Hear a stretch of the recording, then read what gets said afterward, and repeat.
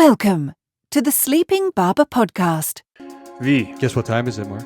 It is post-pod time. Hey, what? There we go. I've never gotten a sound out of you, like just like a little jingle or something. And here you come out of nowhere. I love that. Out of the gates, hot. I love that. Just came back from vacation, V, feeling refreshed. Oh, boy. Got my radio voice on, got some emphysema with that. I don't know what happened, but That's amazing. That's amazing. so we didn't get a chance to do this interview together, but we had Koen Pauwels on, and I know you listened to the interview, and I listened to it again. Yeah. What'd you think? Holy smokes. A great episode I decided not to join in. Full transparency, I was dealing with with an emergency at work, which really didn't allow me to partake. But man, you can tell why he's globally recognized as one of the biggest thought leaders or professors, if you will, of marketing. Like I just loved everything about it. Of course, I've got 2 pages of notes here just from listening from your conversation there with him. But honestly, I think it almost feels like there are the right professors in different spaces teaching the discipline. Yeah.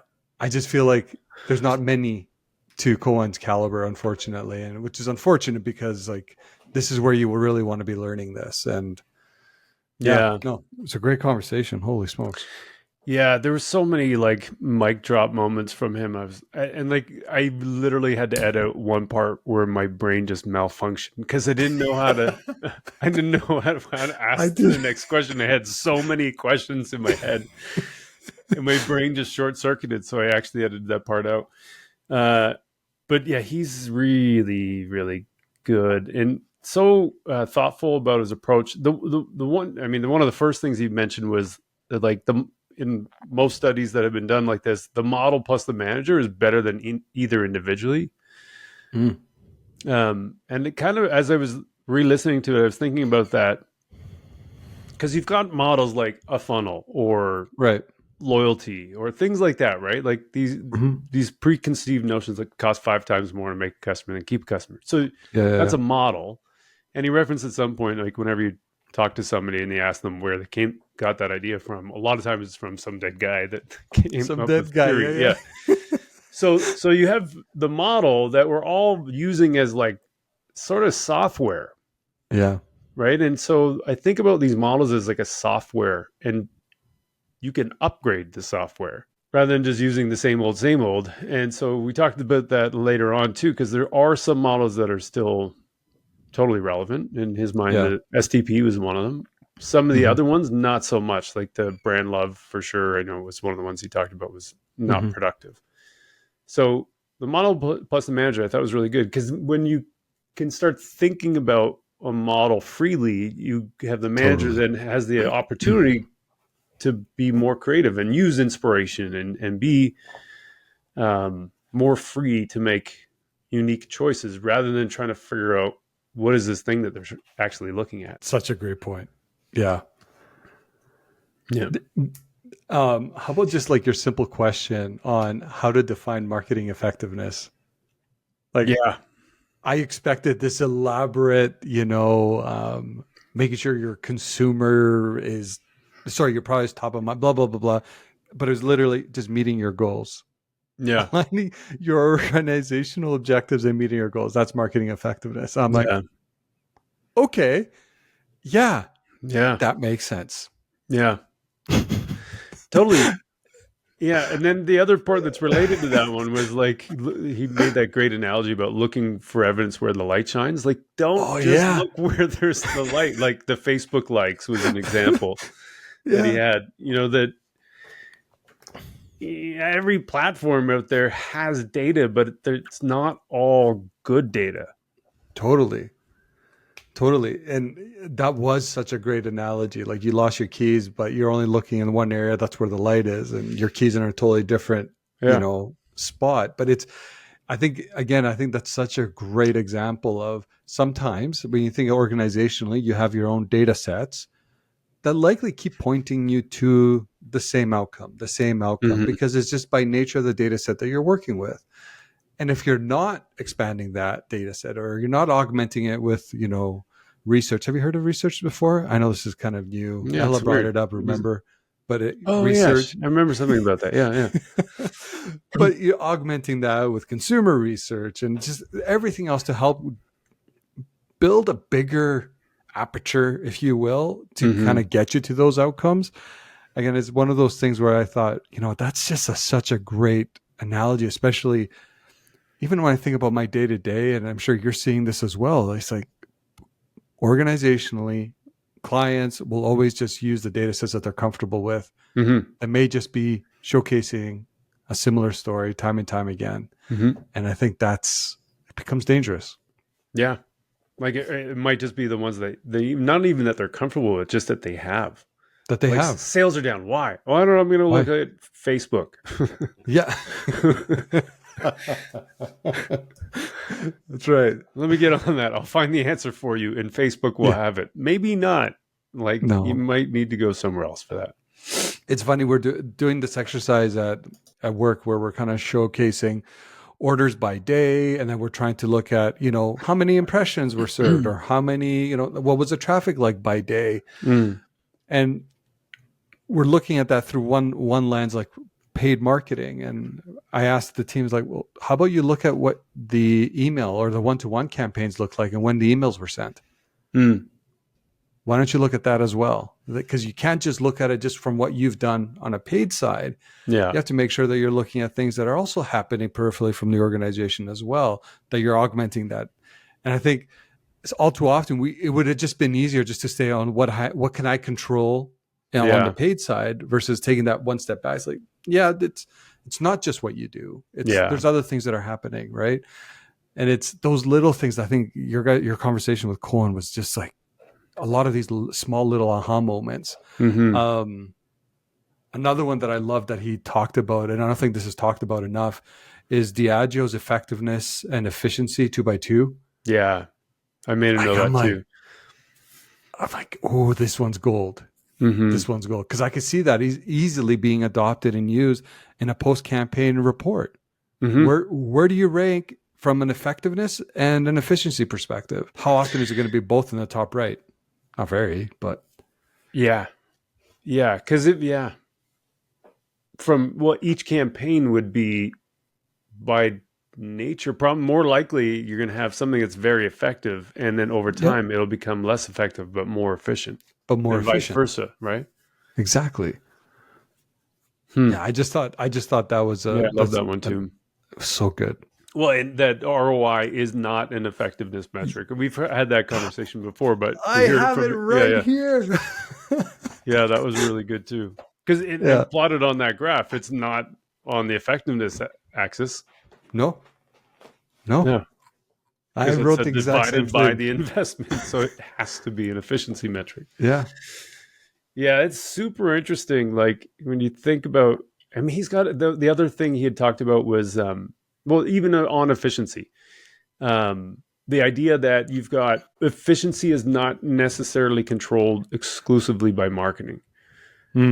Or put another way, efficiency is a team effort, right? Like you've got people that's a in good one. Yeah. sales, you've got people in marketing, you've got people in product, you've got people in distribution, all of that. You've got people in product design. All of that matters in order to get the product in front of people so that they can buy more, and then the marketing dollars, or more people can buy more, and the marketing dollars you're investing in that can be more efficiently spent to reach more people who have access to it. You know what I mean? Like it's so important to your point earlier, not take on the responsibility exclusively for marketing to say this is why we're getting, only the paid ads are delivering a return of some kind. Exactly. Today, there's lots of other factors involved. Yes. I know it's so funny when you hear somebody like that who says it all so well, you're like, right, yeah. When you're sitting there trying to explain it yourself, I'm like, blah, blah, blah. Why are the words coming out of my mouth? Oh my goodness. Yeah, he really, really well spoken. And I even love the conversation you guys had around, let me see how he put this. I have it in quotes here. Your customers are not you, or assuming your customers are like you. Yeah. And I think we often talk about those echo chambers. We often talk about like we think a consumer is, because we're consumers as well, that they simply just act like us.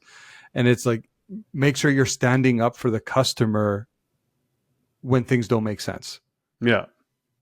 And I think he talked about when he was working for Amazon, the chair in the room, the chair in the room, etc. And I just, again, for me, it was one of those moments where you're like, yeah, it's another like, yeah, that makes sense. That makes sense. But how often when you see a pricing hike, or like your client comes to you and say, we're going to increase our price, it's like, are you standing up for the customer and say that's not a good idea? Or even on our side, like it's not something that we naturally do. Yeah. Because we're looking in the best interest of clients, or say like our organizations in that moment. Yeah. Yeah, totally. I mean, he had that other, I tried to write it down exactly just so I didn't butcher it, but I think he sent me some emails later on with the links. But when you're a well-known brand in a mature market, if you drop price by 10%, you expect an increase in sales of 25%, if I got that right.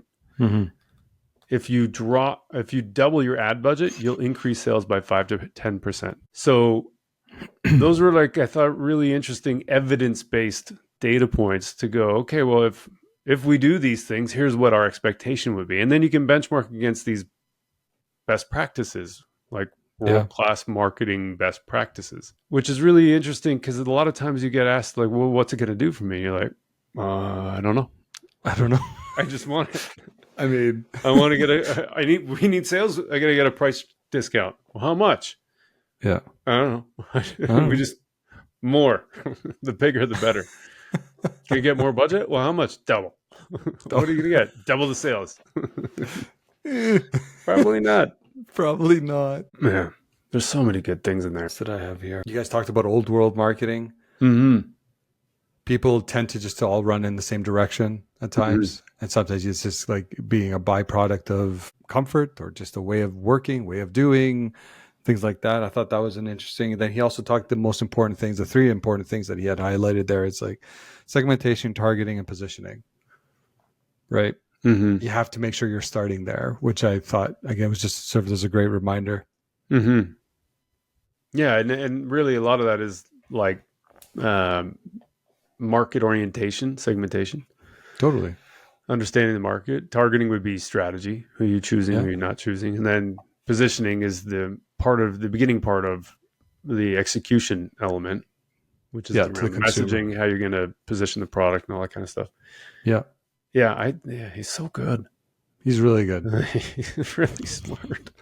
He's really smart. It was a great conversation, honestly, and I feel terrible that I couldn't have been there. But like I said at the beginning here, when you come across individuals like this that are actively also in the education side and educating new marketers and things like that, like I am encouraged, right? Like this is the right stuff. Yeah, I agree. Yeah, and I think you need perspective to also say, here's some of the things. You need enough perspective on all of the stuff that's been published to know which is good and which isn't. And I think it's easy just to read all of it and go, no, I'll take all of this. Like Simon Sinek, start with now, or start with why, not start with why. Yeah. It's Mark Binkley says start with now. Yeah. There's a lot. Oh, you're going to make me wheeze. Here comes the emphysema. You got this, buddy. Oh, a deep breath. Anyway, yeah, like I think having a critical, if you read enough of this stuff or absorb enough, learn, watch, whatever, you begin to start developing, I think, some kind of sniff test. Totally. Like a BS sniff test. Yes. And I think that's so great to have somebody can help you get there quicker, like Koen, to be able to point you in some of the right directions in terms of what kinds of materials to read and what kinds of things to look for. More often than not, it's not the shiny new book that came out. No. And I also have to call this out. The fact that he makes all his literature available for free on his webpage. Awesome. Yeah. Like, I would strongly encourage everyone that's listening to this podcast to bookmark. We'll put a link, obviously, in the show notes. For sure. Bookmark that page. Like, there's so much information there that it's gold. Yeah, 100%. Okay, well, this was a really fun chat, and I'm glad you came in spirit on that journey with me. To be honest with you, I feel like it was like my arm was missing or something. It was the weirdest thing. Maybe that's why my brain short-circuited. But yeah, it wasn't quite the same not having you there. So it's good to be able to do this one with you. Appreciate that. Yeah, man. Okay, and so on to the next one, Veep, or before the next one. Get it, put on your running shoes because we have to go chase some profitability. Attaboy. There, you picked it up. Yes. I did it. I'm going to do it. As long as I don't start dying. There he goes. You stop making me laugh. Stop making me laugh, he said. Okay. You got this, man. Take it easy, buddy. All right, bye. Bye.